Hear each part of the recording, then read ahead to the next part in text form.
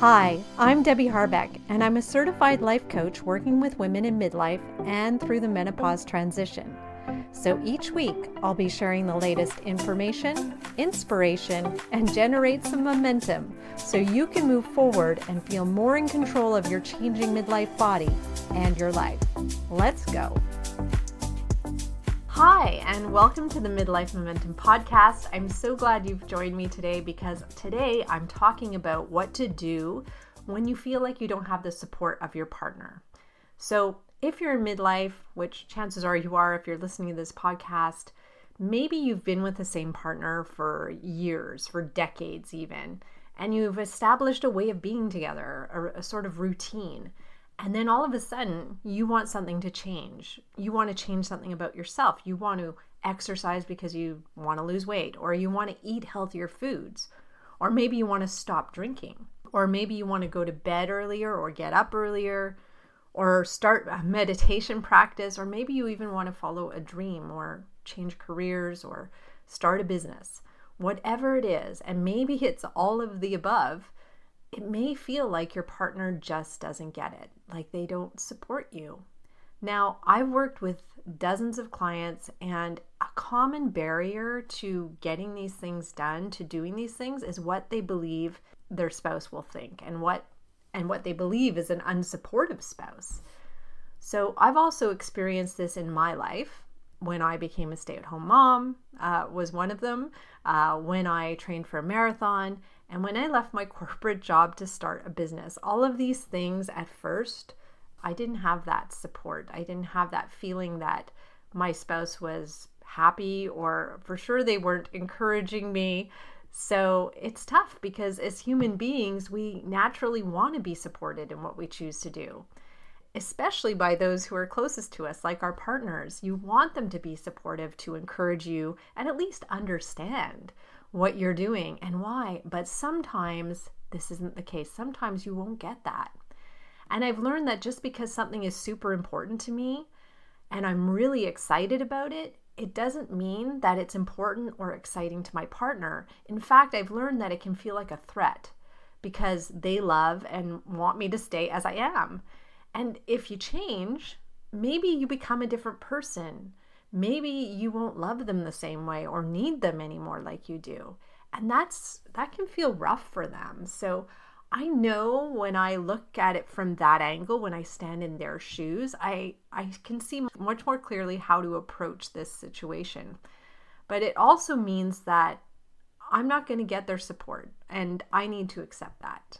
And I need to do, if it's that important to me, I need to do it anyways. And that takes a lot of courage for sure. But when something's really important to you, you don't need validation and permission, and you don't even need support of your spouse.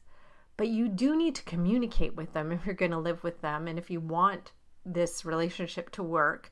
So what steps should you take if you find yourself in this situation?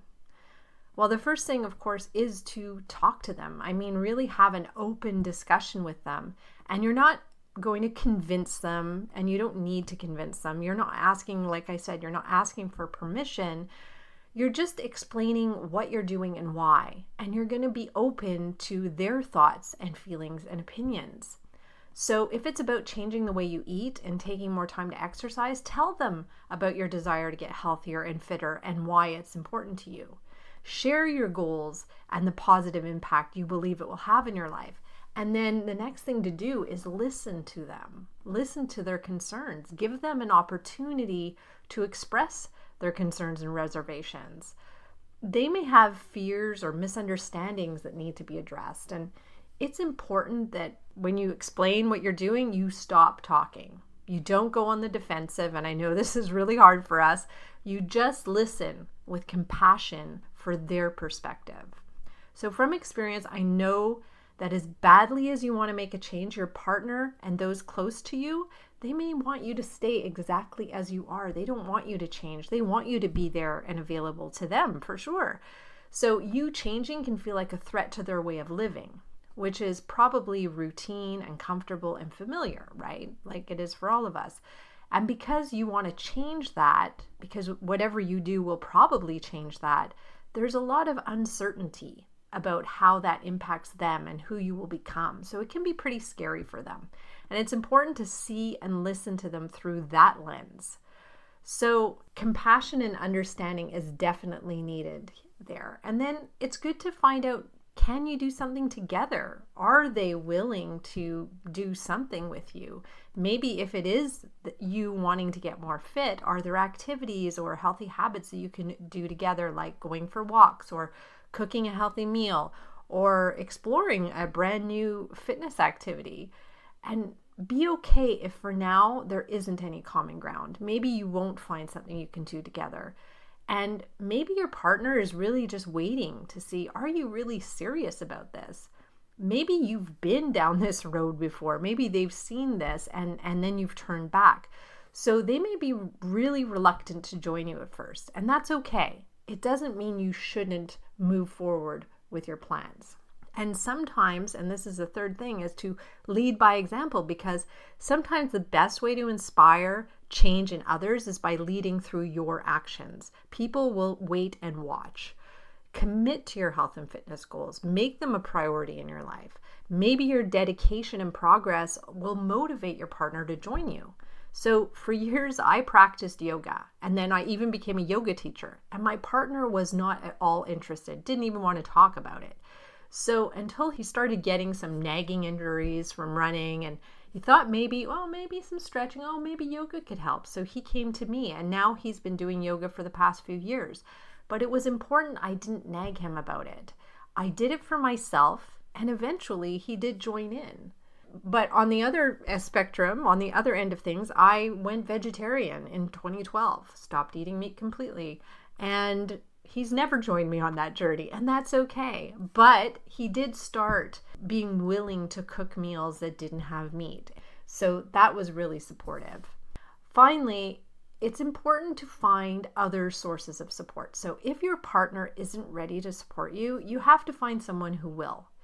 I think it's imperative that you always have somebody who has your back, who's excited for you, who will encourage you, who will keep you accountable. So look for friends or family members, or even a new community, a fitness community, if that's what you're trying to do. If you're trying to become more fit, find people who are more fit and decide that that is good enough. Having that support is good enough. And notice if you're feeling resentful because your interest isn't interesting to them, to your partner.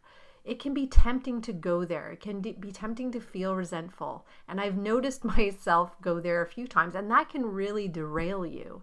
But just go back to reminding yourself that your interests aren't necessarily his or hers, but that yours are valid and they're important, and you need to pursue them even if your partner isn't on board. Now, I never want to be blaming my partner for not doing something I wanted to do. It was my idea. And I don't want to regret also not doing the things that are important to me, even if I don't have his stamp of approval. Going through this, I know it's not easy sometimes because we do so crave that stamp of approval.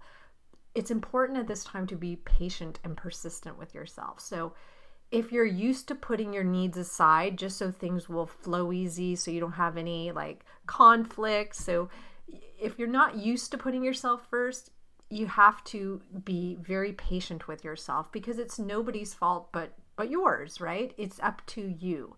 So you need to give yourself some time to get used to this. So start with small things. Start with taking a morning walk or 5 minutes of meditation. Start with very, very small steps and work your way up to the big stuff, like leaving on a vacation alone if that's what you want to do, or leaving a career to start a business like I did. It's really important that you take the time to do what you want to do in small increments, and don't let that lack of support on your partner's end mean that you're doing the wrong thing. Their lack of support is on them. It's what's going through their mind. And as I've described here, it's really up to you what you want to do. So with that, I want to thank you for listening to this episode today. I'm super grateful you decided to join me. And if you enjoyed or even learned something valuable from this episode, I'd love you to rate it on Apple or Spotify or whatever platform you're using to listen. I really appreciate it. And I'll be back next week with a fresh new episode with a guest. So keep moving forward and bye for now. Thanks for listening to this episode of the Midlife Momentum Podcast. If you want to learn more about working with me, come visit me at debbieharbeckcoaching.com. That's Debbie, I-E, Harbeck with a C, coaching.com. See you next week.